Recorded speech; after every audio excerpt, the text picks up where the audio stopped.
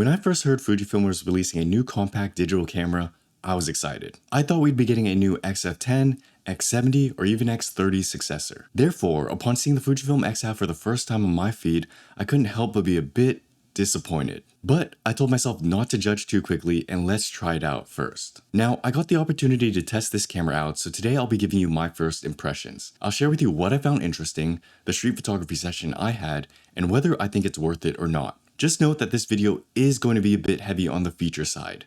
Let's begin.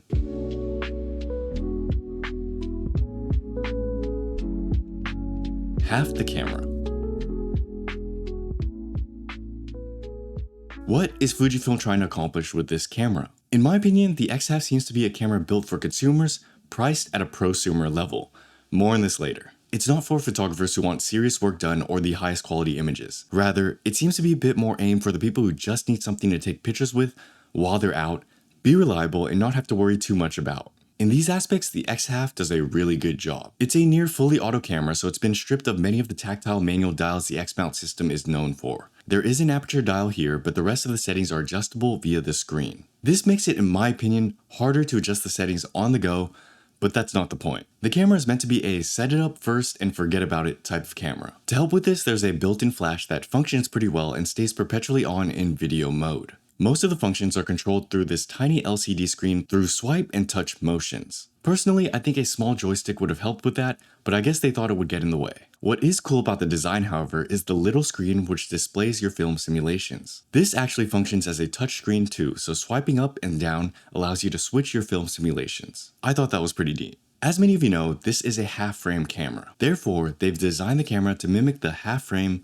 style. Even the small screen on the back was built intending to look like half a frame. Images that come out are also halved at a resolution of 3648 by 4864, which is still decent if you ask me. And of course, there's a film lever on top. It's a digital camera, so pulling this doesn't advance the film, so to speak, unless you're shooting in the X-Half's film roll mode. Rather, its standard function is to split the frame so that your next shot creates a second exposure. The camera will then combine both shots and you'll have a side-by-side full res shot. You can even go back and eliminate or reshoot shots if you wish. It's a neat feature. You can think of it like a multiple exposure, except you're creating a collage instead of an overlay. As for the weight and build of this camera, I was pleasantly surprised. Upon picking it up, the camera was tiny. It's small, easy to hold in one hand, and can fit into most pockets, unless they're jean pockets or really tight ones. And despite its size, it's got a decent weight, build, and shine to it, so it doesn't feel cheap. Rather, the build reminds me of a cross between an X100 series camera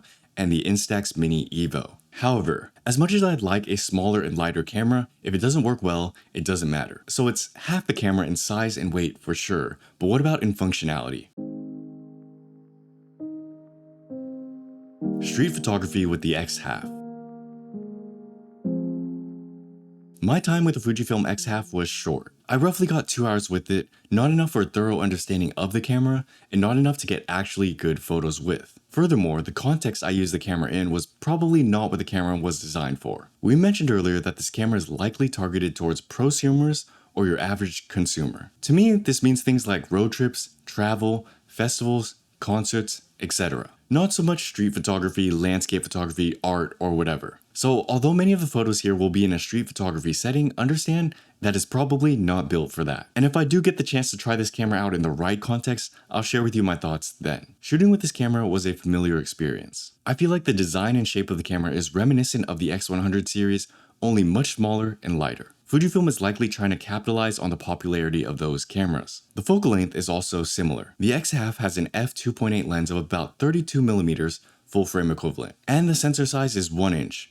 Better than your average smartphone, but smaller than your typical X-mount camera. It's about the same as what you'd get in the DJI Osmo Pocket 3. The problem is, it's a 1-inch sensor on a point-and-shoot camera, not a pocketable gimbal. So it works, but it's smaller than I'd prefer and not impressive by any means. I feel like Fuji could have shoved an APS-C size sensor into this camera if they really tried. Shooting with the X-Half is a bit weird at first since your standard orientation is a vertical shot, and you'd rotate it 90 degrees for a landscape. The screen is also a bit tough to shoot with as it's too small to really see things clearly. Now, I understand why they made it this way. The design is supposed to be half frame, and when you emulate film, you don't have a screen to shoot with anyways. But it was annoying to go back and look through my photos and realize what I thought was a dead-on shot was not. There is an optical viewfinder on this camera, but honestly, I found it harder to use than the screen. The few times I did shoot with it, I felt like what I was looking at was wider and a bit more fisheye than the actual shot itself. And I found myself chimping to see if the images came out the way I wanted them to. Again, it's probably not that bad if you're comparing it to the viewfinders of old film cameras, but this is not an old film camera. And when the optical viewfinders of older X-mount cameras are better than this, I might rather use that. As I explored the streets of LA, I mainly focused on perspectives, light, and basic framing. I knew I didn't have a lot of time, so I just tried to capture what was available to me. And the images that came out were decent, but not interstellar. For the most part, the auto exposure settings of the camera worked well. It was bright sunny midday, so the lighting wasn't ideal, but I still got some decent stuff. Autofocus on this camera is okay, it's a bit slow if there's no clear focus point. The lens itself doesn't seem to be anything special, okay, but nothing that caught my eye. I tried to take photos in the style of snap here, snap there, without giving too much attention to the smaller details. And I think the point and shoot experience works quite well. I shot primarily in classic chrome throughout the day. The camera itself does have most of the updated film simulations like Nostalgic Negative and even Reala Ace, but I just went with what I was used to. The only thing I believe it doesn't have is monochrome. I think Fuji opted to have just acros for the black and white film simulations and cut down on the other choices. There are, however, a bunch of other filter-like film looks that you can play with instead. This was probably a fun and interesting way to use the camera, but I'm not too crazy about that stuff, so I just stuck to one film simulation and focused on taking photos. Unfortunately, the xhalf doesn't shoot RAW. It's JPEG only. I think this is beneficial to some, but I would have liked the option. They probably did this to stick in line with the philosophy of the camera. Straight out of camera, just have fun type thing. But I think it's a bit of a miss. Similarly, since your images are half frame, horizontal shots aren't automatically rotated when you back up your photos to a hard drive. So obviously, this isn't a camera to edit photos off of. It's very clearly meant to be a straight out of camera. Take pictures and transfer them to your phone. Out of the shots I took with the xhalf, I liked these ones the best. The bus stop silhouette with graffiti behind it. The man in the alley taking a smoke break. And the various different perspective and graffiti shots. So despite the little nitpicky things I've said about the xhalf, the camera works. It's not ideal for the type of photographer I am, but I can see it fitting a certain group of people. And if your biggest obstacle as a photographer is learning all these complicated little things about photography, this can be an easy way in. So the best part about it? It's easy to use. It really is as simple as point and shoot, and that's a good thing. So I want to give this camera credit for getting that right. However, if that's all you want out of a camera, there are better options. Let's talk about that.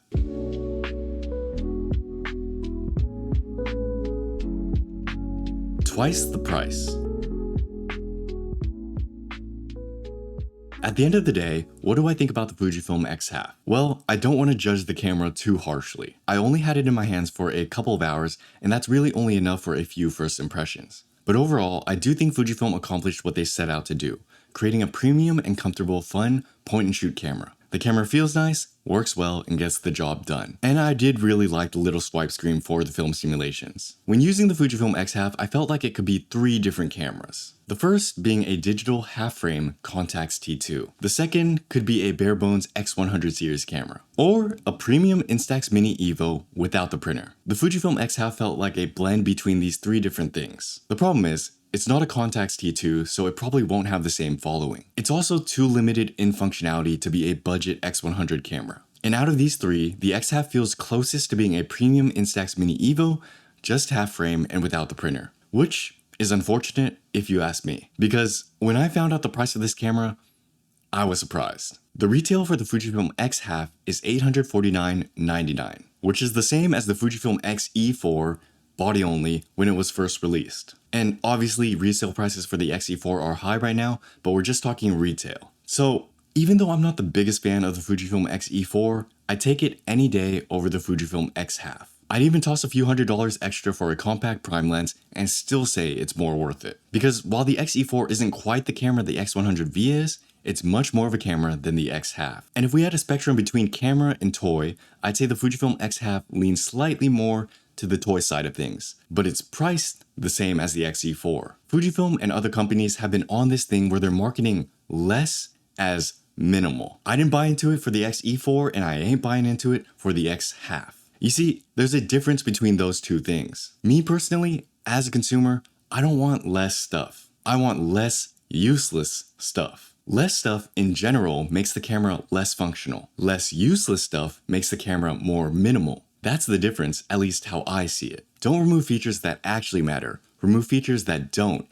and then you've got something good. So although the camera is half the size and weight, it's also half the camera it could or should be. So I do like the xhalf. It's well built, nice, and fun to use. And I do like the fact that Fujifilm isn't afraid to experiment with their designs and create a half-frame digital camera. And I get it. The philosophy behind the camera is to fiddle less, think less, create more, straight out of camera. The problem is when you realize the various many different options you already have for a have-fun camera. You could pick up a $20 to $30 old digicam and get more or less the same experience. Or even an older X-mount series with an actual APS-C sensor, interchangeable lenses, better viewfinder, etc. for cheaper. And then what you're really paying for in this camera is the build, the design, and the shape of the camera, and maybe the half-frame, collage feature, and filters, which is not worth the difference in my opinion. So I have to be honest. Sitting here, right now, I would not drop $850 before taxes on this camera. Now,